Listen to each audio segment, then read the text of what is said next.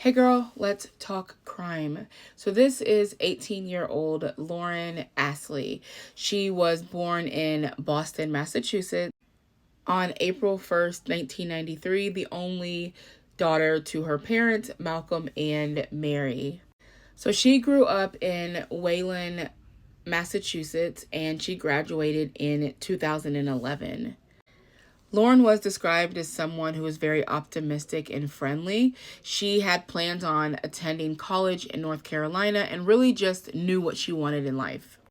During high school, Lauren begins dating her classmate, Nathaniel, who is a star football player, and this was really her first serious relationship.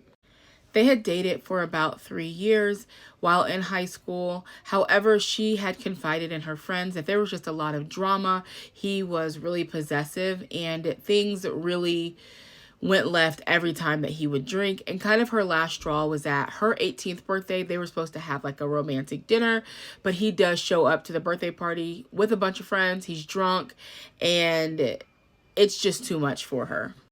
So she did end up breaking up with him, although she had gone back and forth with this for a really long time because she was someone that was very caring. She didn't want to hurt him. Her friends were not, did not think, the highest of him. And then there was just a lot of other issues. However, after this incident happened, during her birthday party, she got the courage and she decided to end things for good with Nathaniel.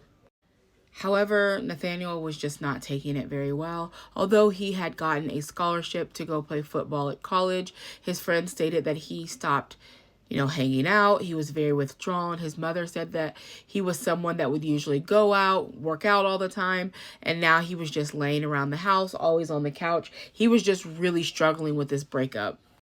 And although Lauren was completely done with the relationship, she was really concerned about him.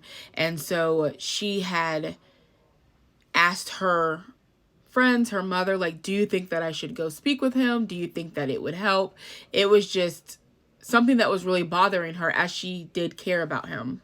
However, by the time their high school graduation came along, a lot of things had changed. At this point, Lauren just felt like he was harassing her, like he wouldn't allow her to speak to other people, dance with other people, and it was just becoming really overwhelmed. And at the same time, Nathaniel's mother was very concerned for him. So his mother, Beth, had reached out to Lauren stating, like, I'm really concerned for Nathaniel's behavior. I was hoping that maybe you can speak with him to at least get through to him because he is taking this breakup like really badly. And so Lauren agreed. On July 3rd, 2011, this is the day that Lauren was supposed to go and visit Nathaniel. Now that morning, a little bit before 10 a.m., she was seen on cameras at the mall going to her job. And then around 6:45 p.m., she was seen leaving. She was supposed to go and hang out with her group of friends that night, and by the time that evening came, no one had seen or heard from Lauren, and she also did not tell anyone that she was going to go and see Nathaniel. Now, her parents did divorce when she was around 6. However, they had joint custody, and so that evening she was supposed to be staying with her father, Malcolm, but he knew that she would be hanging out with her friends, so initially he was not concerned until around 8 p.m. when her friends hadn't heard from her either. So one of her friends had told her parents that they had saw Lauren's Jeep parked at the beach. So the police are called. The family goes down to the beach. They do find her Jeep. The windows are rolled down. However, the only thing that's inside is her computer and her purse, and Lauren is nowhere to be found. So the police ask Lauren's family, friends, do you think that Nathaniel would hurt her? And they said although that the breakup was really hard on him, they did not think that he would hurt her. However, the police had already spoken to his mother and Nathaniel, and they stated that he was at home all alone and hadn't seen Lauren at all. Unfortunately, the following day, around the 12th hour of her being missing, her body was found in like a swamp area.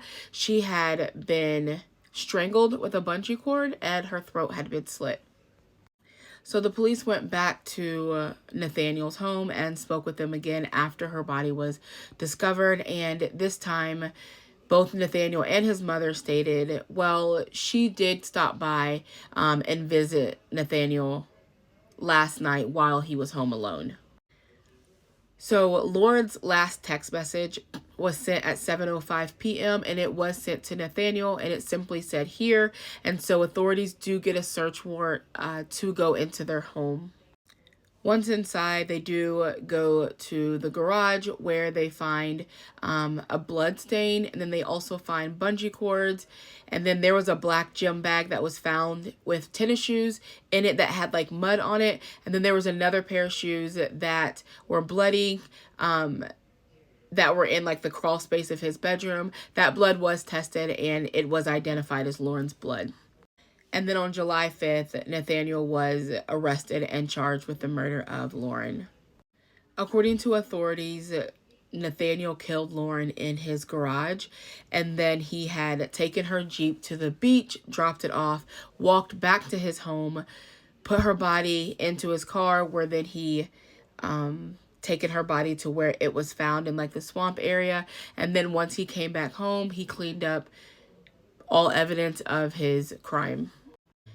During his trial in February 2013, his defense attorney stated that yes, Nathaniel did kill Lauren. However, because he was diagnosed with major clinical depression, he could not comprehend what he was doing while he was attacking her in his garage on that day. However, prosecution states he knew exactly what he was doing because he attempted to cover it up. He had hid different evidence because he knew that what he was doing was wrong. On March 5th, 2013, after a 3-week trial, he was found guilty of first-degree murder with deliberate premeditation. He was sentenced to life in prison without the possibility of parole. After the verdict was read, her father, Malcolm, did walk over to Nathaniel's parents and hug them. And her mother, Mary, stated that she just wants to know why he killed Lauren and how long he had been planning to take her life. Her parents did create a memorial fund in her name to help educate teenagers about healthy relationships.